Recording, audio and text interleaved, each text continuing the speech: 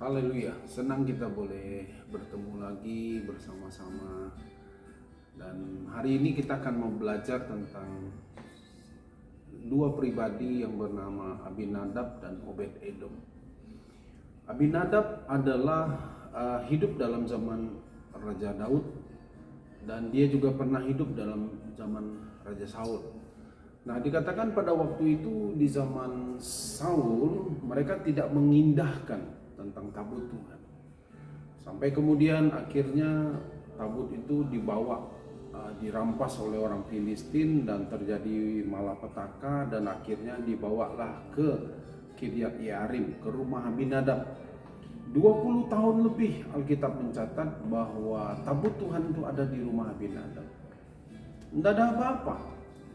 Semua berjalan seperti biasa, bahkan sampai suatu kali diceritakan pada waktu Daud kemudian membawa tabut Allah itu dari rumah Abinadab ke Yerusalem. Di tengah perjalanan di pengirikan Nakon dikatakan Uza memegang tabut Allah dan kemudian dia mati. 20 tahun lebih tabut Allah ada di rumah Abinadab, tapi tidak membawa perubahan apa-apa. Tidak ada yang sesuatu yang berarti. Nah, kemudian diceritakan bahwa akhirnya karena terjadi kejadian itu dan kemudian Uza mati, dan Daud akhirnya menyimpanglah, dan akhirnya tabut itu dibawa ke rumah Obed-Edom. Dan Alkitab juga mencatat dari 2 Samuel pasal 6 dikatakan bahwa 3 bulan tabut Tuhan ada di rumah Obed-Edom, dan Tuhan memberkati Obed-Edom seisi rumahnya. Anak-anak, cucu, bahkan sampai ke budaknya semua diberkati oleh Tuhan. Berarti kalau diberkati oleh Tuhan ada sesuatu yang istimewa, yang spektakuler, yang fenomenal, sehingga orang lain lihat hanya 3 bulan tapi dia membawa perubahan yang sangat berarti. Nah, saya melihat kenapa dua orang ini sama-sama ada di rumah mereka, tapi satu mendatangkan malapetaka, tapi justru satu mendatangkan berkat. Kenapa? Karena rasa hormat yang tidak ada pada Abinadab. Dia tidak mengajarkan kepada anak-anak. Dia tahu bagaimana pada waktu peristiwa tabut itu dibawa oleh orang Filistin dan kemudian ditaruh di kuil Dagon. Peristiwa itu bagaimana 2 kali patung itu jatuh tanpa ada yang ganggu, dan itu membuat kegeger orang di Filistin. Tapi kenapa Abinadab pun menganggap sesuatu? Orang di Bet-Shemesh kemudian karena mereka ada di kota mereka, dan kemudian mereka coba pegang mau tahu isi tabut itu apa, dan dikatakan puluhan orang mati. Abinadab pasti tahu, sehingga pada waktu kemudian tabut itu dibawa ke rumahnya dia, harusnya dia ngajarkan kepada anak-anak. Kalau orang memperlakukan tabut tidak baik, hasilnya itu pasti tidak baik. Tapi ternyata Abinadab tidak mengajarkan. Pada waktu tabut itu ada di rumahnya, siapa yang dikasih tugas? Harusnya dia sebagai golongan Lewi, orang Lewi, golongan imam, harusnya dia yang jaga. Tapi dia serahin sama anaknya Eleazar.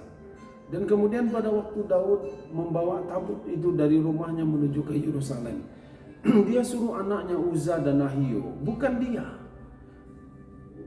Abinadab tidak punya respek, tidak punya rasa hormat kepada Tuhan dan nama Tuhan.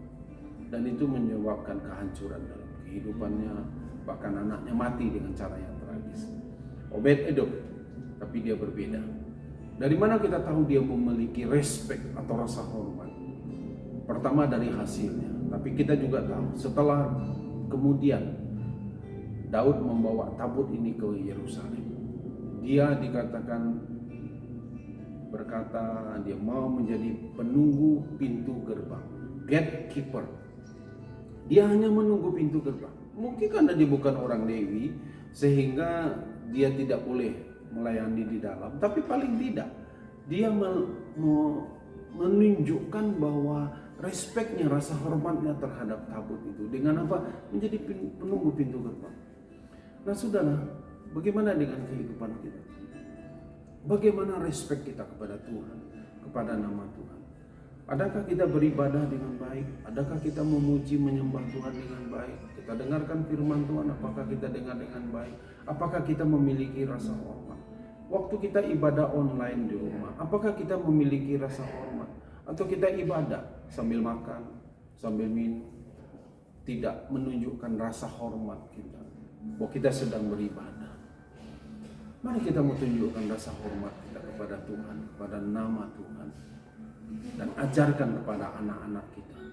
Nah, dalam hubungan kita berkeluarga, mungkin kita boleh tidak setuju dengan pemimpin kita, tapi kita tidak boleh kehilangan rasa hormat. Anak-anak, engkau boleh tidak setuju dengan orang tua, tapi engkau tidak boleh kehilangan rasa hormat.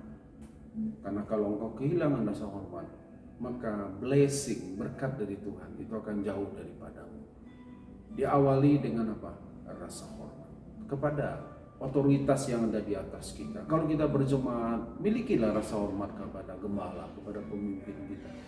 Kalau kita di rumah, miliki hormat kepada orang yang ada di atas kita, orang tua kita, adik kepada kakak, atau saudara, bersaudara, miliki rasa hormat. Orang tua juga miliki rasa hormat, respect kepada anak kita. Mungkin anak kita menjengkelkan, mungkin anak kita bandel, tapi jangan kehilangan rasa hormat terhadap mereka. Ada respect yang harus kita miliki. Nah, kita percaya Obed-Edom 3 bulan kebetulan ada di rumahnya. Tuhan memberkati dengan limpah. Dan Alkitab juga mencatat seluruh keluarga besarnya, anak, menantu, cucu, yang jumlahnya 68 orang.